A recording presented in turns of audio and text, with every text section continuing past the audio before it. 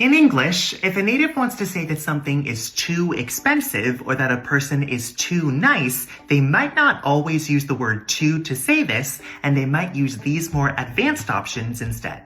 First, if we're describing a person and we say that they're nice to a fault, this means that they're too nice to the point where it causes them problems. So to a fault means excessively, and we typically use it after adjectives that describe positive qualities. For example, he's definitely generous to a fault because he's always doing for others, but then people just end up taking advantage of him.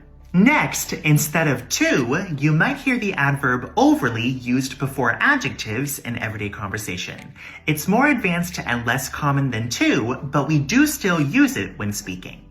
For example, one thing I don't like about him is that he tends to be overly dramatic, and as a teacher, I try to do whatever I can to make sure my grammar explanations aren't overly complicated.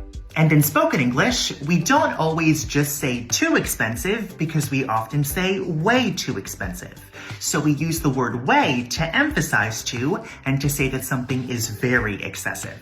This is extremely common.